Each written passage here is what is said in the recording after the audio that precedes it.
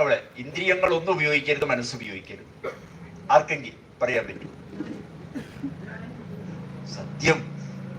ഞാനുണ്ട് എന്ന് പറയാൻ നമുക്ക് ആർക്കെങ്കിലും വെളിച്ചം വേണോ? വേറൊരാളുടെ സഹായം വേണോ? ചിന്തിക്കണോ? നമ്മളുടെ സ്വന്തം അസ്തിത്വത്തെ കുറിച്ച് അറിയുവാൻ ജനിച്ചു വീണ കുഞ്ഞിന് പറ്റും. അതാണ് ഈശ്വരൻ. ഇപ്പൊ ഈശ്വരനറിയാൻ ബുദ്ധി വേണോ? മനസ്സ് വേണോ? എന്തെങ്കിലുമൊക്കെ പഠിക്കണോ? വിഷ്ണു സഹസ്രനാമത്തില് ഭഗവാന്റെ ഒരു പേര് അതുകൊണ്ട് പറഞ്ഞു, സുലഭ സുപ്രത സിദ്ധ. സുലഭ, എല്ലാവർക്കും.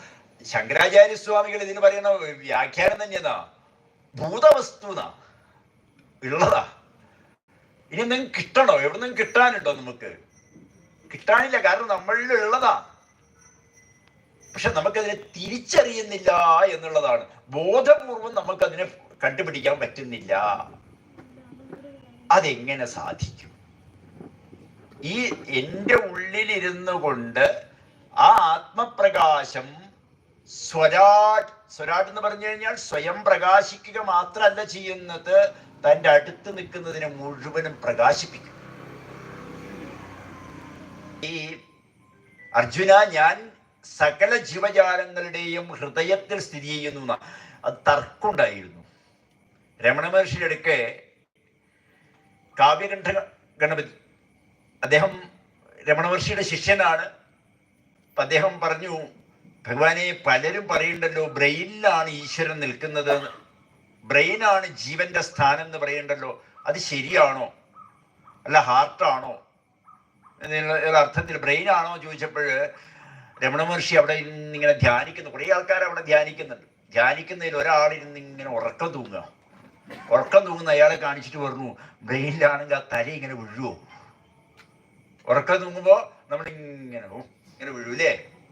ഈ തല ഇങ്ങനെ, ബ്രെയിനിലാണ് ജീവൻ ഉള്ളത് എങ്കിൽ ഈ തല വീഴില്ല. കാരണം എവിടുന്നോ ഒരു കണക്ഷൻ അങ്ങ് വിച്ഛേദിക്കുമ്പോഴാണ്, ആ ഉറക്കം വരുമ്പോഴാണ് തല അങ്ങ് ചെരിഞ്ഞു പോണത്.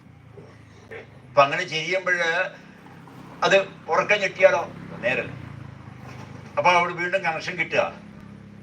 ഹാർട്ടാണ് ജീവന്റെ സ്ഥാനം. ആ ഹൃദയത്തില് ഒരു ചെറിയ സുഷിരമുണ്ടത്രേ, ഒരു ദ്വാരം. തസ്യാന്തേ സുഷിരം സൂക്ഷ്മം തസ്മിൻ സർവം പ്രതിഷ്ഠിതം. നാരായണ സൂക്തത്തിൽ പറയാണ്, തസ്യാന്തേ സുഷിരം സൂക്ഷ്മം. ഒരു സൂക്ഷ്മമായ ഒരു സുഷിരം, ഒരു ദ്വാരമുണ്ട് ഹൃദയത്തില്. അവിടേക്ക് ഈ ഇന്ദ്രിയങ്ങൾ മുഴുവനും പോയി ലയിക്കുകയാണ്. അങ്ങനെ ലയിച്ചു കഴിഞ്ഞാൽ നമ്മള് ഉറങ്ങും. ഉറങ്ങുന്ന സമയത്ത് ഒറ്റൊന്ന് മാത്രമേ, ഈ ജീവൻ മാത്രമേ, കനല് എപ്രകാരമാണോ തീജ്വാലകളോടുകൂടെ കത്തി അങ്ങനെ പൊന്തി വരുന്ന തീയ് ജ്വാല മുഴുവനും അടങ്ങിയിട്ട് കനല് മാത്രമായിട്ട് നിൽക്കുമ്പോഴും അവിടെ തീയില്ല എന്ന് പറഞ്ഞുകൂടാ.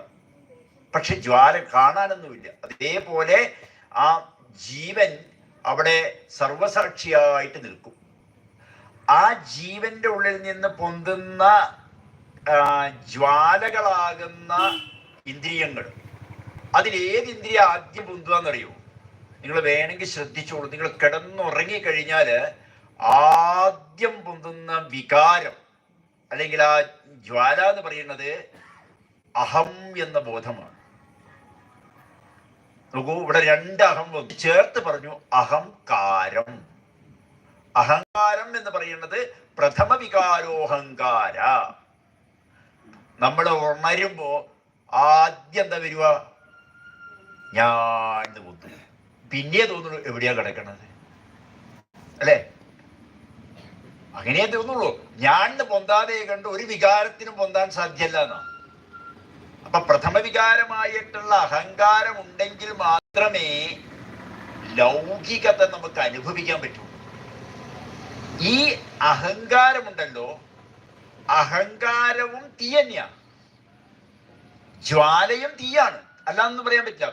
സൂര്യനും സൂര്യപ്രകാശവും രണ്ടും രണ്ടാണ്. പക്ഷേ സൂര്യപ്രകാശത്തിനെ നമ്മൾ സൂര്യനായിട്ട് തന്നെ കണക്കാക്കും. അതുകൊണ്ട്